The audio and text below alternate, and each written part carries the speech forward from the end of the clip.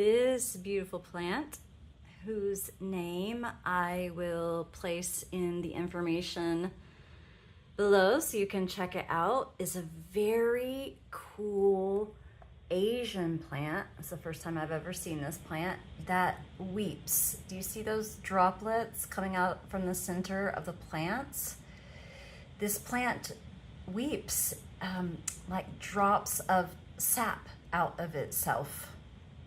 And being here with it this week made me think about some things that I wanted to share with you today. Yeah, so I've been thinking a lot about this weeping plant these couple of weeks that I've been here with her, in her beauty and her softness, in her pinkness. And it's made me think a lot about a couple things this week, actually. Weeping for the world has been really on my mind and on my heart, especially with this new moon in Cancer that we had on Wednesday, conjunct Jupiter, and all the huge feels that came along with that for so many of us, myself included.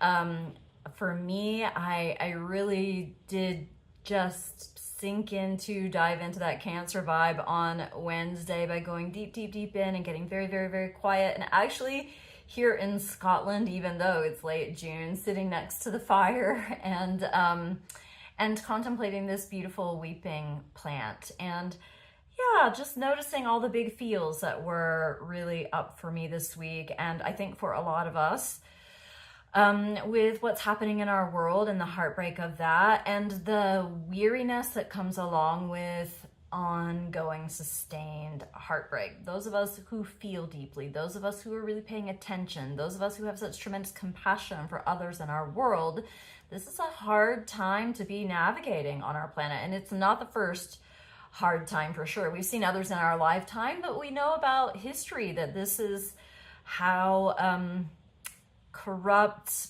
people who are not in touch with their heart space and who are not in touch with the earth behave. And they've been behaving like this on this planet for millennia. And it doesn't get any easier, I think, over time, watching them do it and feeling kind of helpless in the face of it. I think a lot of us can feel really helpless. But I think it's really important for us to not equate helplessness with hopelessness.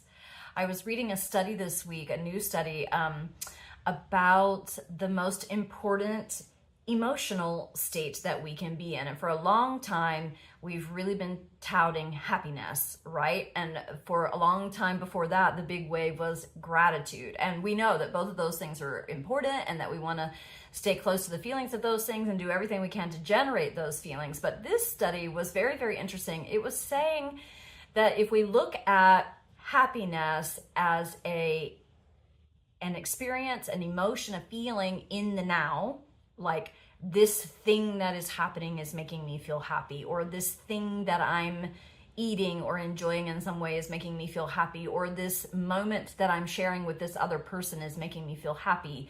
That happiness is a thing that we feel in the now, and that gratitude is actually about the past.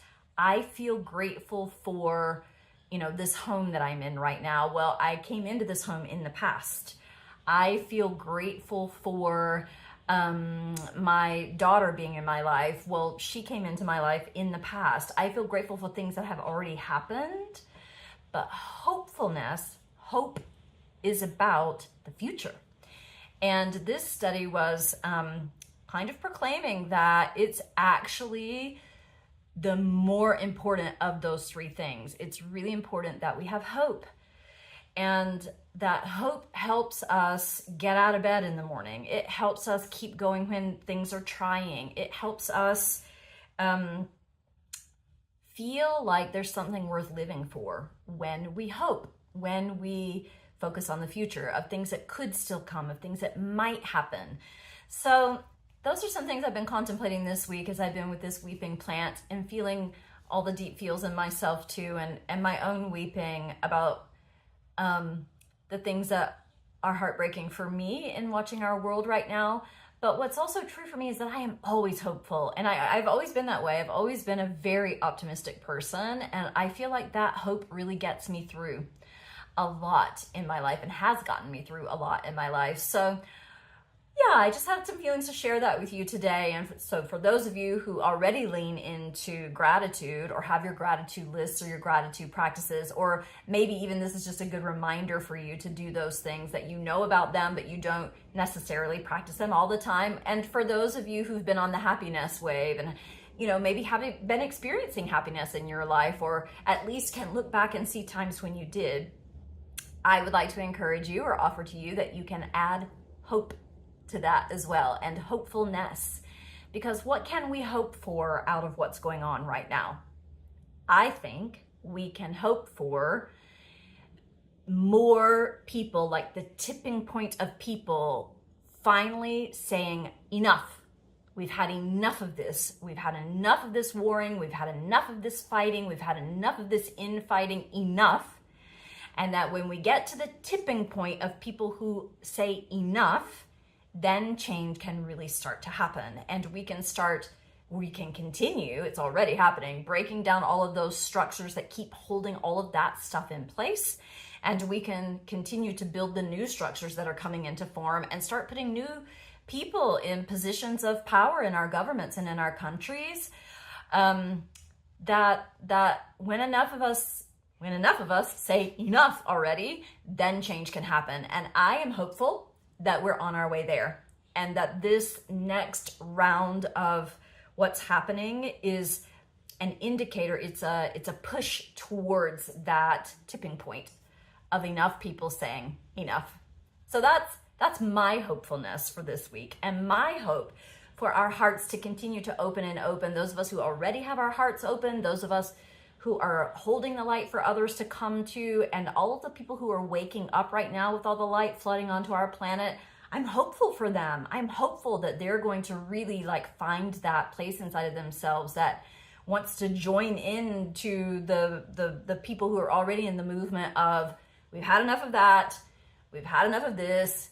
It isn't working. We're ready to take care of people. We're ready to have our governments really care for our societies. We're ready for the new. That I'm hopeful that those people who are waking up and taking in the light right now in a new kind of way, that they're joining us, and that we're on our way. We're on our way into something that we haven't seen before in this lifetime or in centuries before now. It's been a long time since there was real, true peace and balance on this planet. And I'm hopeful that we'll get there again in a new iteration of it, in a new expression.